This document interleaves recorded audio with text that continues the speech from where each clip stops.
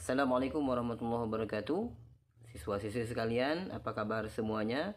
Alhamdulillah, mudah-mudahan dalam kondisi sehat walafiat, kemudian dalam kondisi fit untuk bisa kembali kita mempelajari materi kimia di kelas 11 semester ganjil tahun 2021 ini. Kita pada kesempatan kali ini akan membahas tentang pokok bahasan senyawa hidrokarbon. Baik, sebelum kita melanjutkan pembelajaran kita, mari bersama-sama kita berdoa sebelum kita mulai belajar. Mudah-mudahan Allah Subhanahu wa taala memberikan kita kemudahan di dalam memahami pembelajaran ini, dan kemudian ilmu yang kita dapatkan menjadi berkah bagi kehidupan kita baik di dunia maupun di akhirat.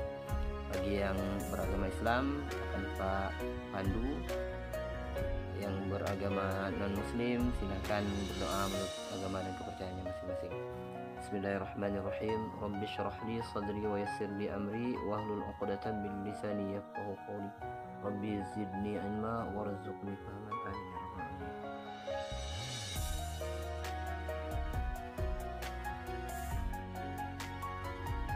Ada suatu kata bijak yang Pak ambil dari perkataan ulama yang ditulis di dalam kitab Ta'lim wa Muta'allim. Apa bunyi kata-katanya? Siapa yang menuntut ilmu untuk akhirat, tentu ia akan memperoleh anugerah kebenaran, dan kerugian bagi orang yang menuntut ilmu hanya karena mencari kedudukan di masyarakat. Mudah-mudahan kata mutiara ini atau kata bijak ini bisa menjadi salah satu pijakan kita untuk menuntut ilmu, ya, karena memang menuntut ilmu harus kita pijakkan kepada niat yang benar. Mudah-mudahan niatnya ikhlas karena Allah Subhanahu wa taala. Baik, seterusnya kita akan lihat kompetensi dasar dari pembelajaran kita ini, yaitu menganalisis struktur dan sifat senyawa hidrokarbon berdasarkan pemahaman kekhasan atom karbon dan penggolongan senyawanya. Adapun tujuan pembelajaran kita kali ini adalah, yang pertama adalah peserta didik dapat memahami kekhasan atom karbon. Yang kedua, peserta didik dapat memahami senyawa hidrokarbon itu sendiri.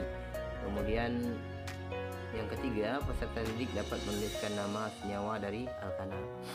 Jadi pada pertemuan kali ini kita cukupkan pada tata nama senyawa alkana dulu, ya.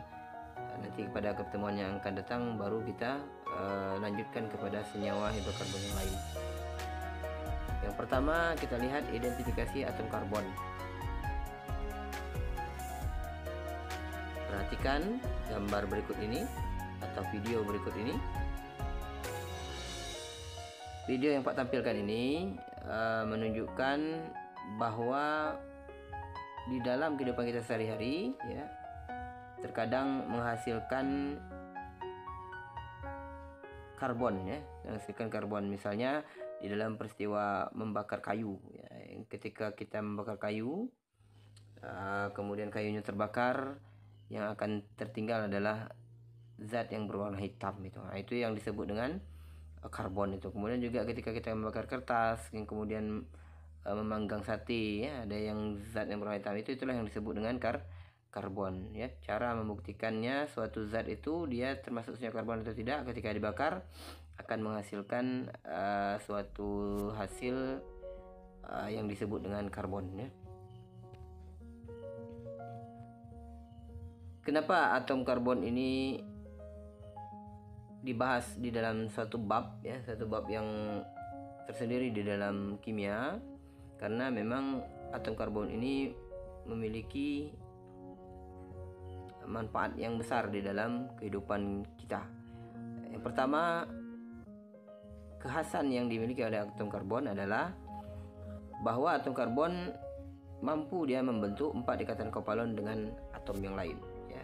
Jadi 4 ikatan kovalent mampu dibentuk oleh atom karbon. Kita tahu bahwa ikatan kovalent itu adalah ikatan antara atom non logam dengan atom non logam, atau atom yang cenderung menerima elektron dengan atom yang cenderung juga menerima elektron. Nah, misalnya kita lihat di sini konfigurasi atom C itu, ya. Konfigurasi sederhananya, konfigurasi per kulitnya dari karbon yang memiliki nomor atom 6 itu adalah 2 dan 4. Pada kulit pertama memiliki 2 elektron dan kemudian pada kulit kedua 4 elektron. Nah, karena karbon ini memiliki 4 elektron valensi atau 4 elektron di kulit terluarnya, maka membuat senyawa karbon, atom karbon ini mampu membentuk 4 ikatan kovalen dengan atom yang lain. Sehingga kalau kita lihat, nah begini bentuknya, posisi dari elektron di dalam atom karbon itu terdapat 4 buah elektron, ya.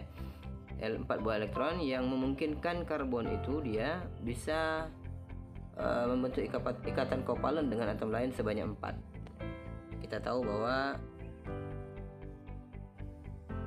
syarat terbentuknya satu ikatan itu ada sepasang elektron, maka atom karbon bisa menyumbangkan 4 elektron untuk membentuk 4 ikatan kovalen dengan atom yang lain. Nah, kemudian kekhasan atom karbon yang selanjutnya adalah bahwa atom karbon itu mampu membentuk rantai yang sangat panjang. Jadi rantai karbon yang sangat panjang, ya. Nah, jadi nanti karbon yang sangat panjang itu dia bisa berupa rantai yang lurus dan bisa juga berupa rantai yang bercabang. Nah, bagaimana ikatan karbon rantai yang lurus? Nah, ini adalah ikatan karbon rantai yang lurus. Dia tidak memiliki cabang, ya. Jadi bisa memiliki rantai karbon yang sangat panjang. Jadi ikatan antara karbon dan karbon yang lain itu bisa sangat panjang, ya. Kemudian ada juga rantai karbon yang bentuknya bercabang, misalnya seperti ini. Nah, ini yang bentuknya bercabang, ya.